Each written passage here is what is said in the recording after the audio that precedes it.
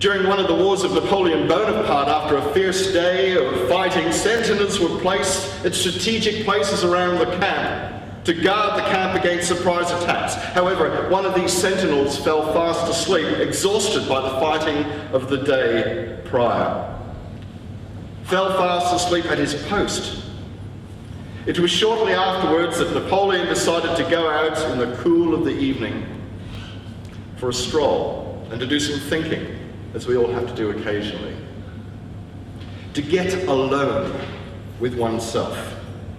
He noticed the guard asleep, walked up to him in the cool of the evening, picked up his rifle and, placing it to his shoulder, acted as sentinel until dawn. When the soldier awoke with fear, Napoleon told him, "Calm down and be more alert next time." Napoleon very easily could have picked up that gun, putting it to his shoulder, shot the soldier, because he had left a great big gaping hole in the defense of their campsite. The enemy could have come in and destroyed the lot of them, but Napoleon knew and understood the reasons for him falling asleep and took over the soldier's duties until dawn. Now, we applaud a humane act such as this, but I wish to draw attention to another act of love, which surpasses manyfold of the caring of Napoleon, and that being the supreme act of caring of God, who sent his only begotten Son, Jesus Christ, down to earth to set the example of love. What does caring mean to you?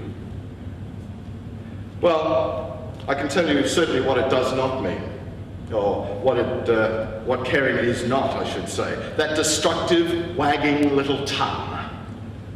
I have a mental vision of Gene Simmons painted up in his Kiss rock group as the demon continually wagging that huge tongue of his.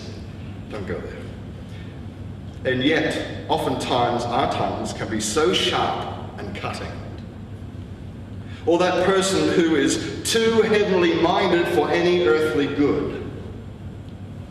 And that person who can only look for the faults of others and not look at his or her own faults, instead of the good that their fellow human being does or is capable of doing. In a little town in Europe, a woman came to confession and she told her earthly spiritual father, her local priest, that she seems to be continually hurting people and with her gossiping. So she went to confession and the priest told her to get a big bag of feathers and put them into this bag and take them up to the top of the hill and cast them to the wind. Well, she did this. The next day she came back to the priest and she said, "Well, Father, I'd done what you wanted." He said, "Okay, now I want you to go and pick up every single one of those feathers." Yeah. Good luck. She turned to him and said, "But this is impossible. I can't do that. They're cast to the wind. They're scattered everywhere." He says, "Exactly. Each of those feathers are an example of each of the words that you have spoken out of turn. There is no way that you can possibly retrieve those feathers, nor can you retrieve those words. Those bitchy remarks that tear at the soul, those thoughtless comments that only separate us from each other and from the love of God. But caring is love for one another, manifesting itself in the things we do and say. I remember an incident of a woman, a member of this church. She had a number of children. Her husband had died. Her house was falling to bits at the seams, as it were, because she had no one to maintain the house, and she wasn't able to do it herself because of her age. And she had two very interesting people come and visit her on a regular basis, one of which was a Catholic priest who spoke to her regularly about spiritual issues and personal issues. And every time the priest would come in, he would be tripping over this hole, gaping hole in the floor. He did nothing about it. Come in, oops, almost fell in. Sat down, made himself comfortable, had a chat, had a cup of coffee or tea, cookies and so forth, and chatted to the lady. The second person that came to visit her on a regular basis was a representative of the local Communist Party. And he came in one day and he almost fell in that hole and sat down and talked with her. And then the next time he came to visit her, he brought with him carpenters, plumbers, and so forth, people from his group to come and patch up that house. They almost pretty much rebuilt the whole house. Is it any wonder that this particular woman ended up joining the Communist Party and giving up her church? Now, that minister had a very important, vital role to play in the life of this lady, but he failed miserably. He had the resources at this church. He had the plumbers, he had the carpenters and so forth. He could have easily brought them over to fix up these things, but he failed miserably. He was too heavenly minded for any earthly good. I'm very proud to be part of this United Fellowship of Metropolitan Community Churches for so many reasons. We go back a long way. Just when we moved into this church, in preparing it for us to move in, we scrubbed the walls and painted and all that sort of stuff, a real big team effort. But just walking in, there was a sense of the Holy Spirit being here, and there was a calmness every time I walked into this place before we actually finished doing up the place. The Lord is definitely in this house.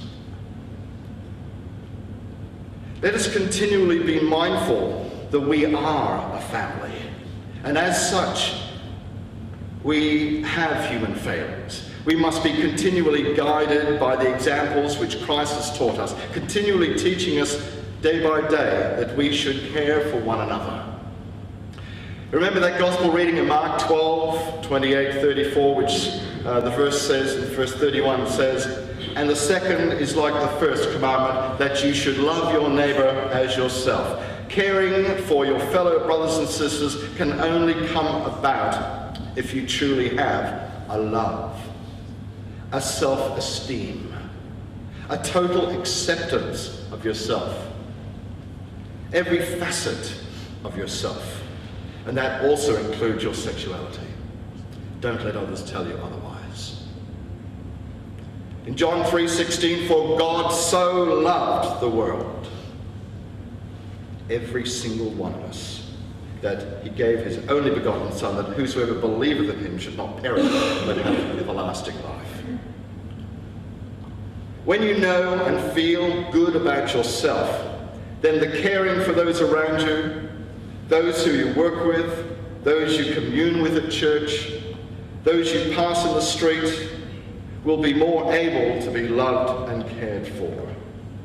Tonight, as we come to share in the body and blood of Christ through Holy Communion, search your hearts at this time.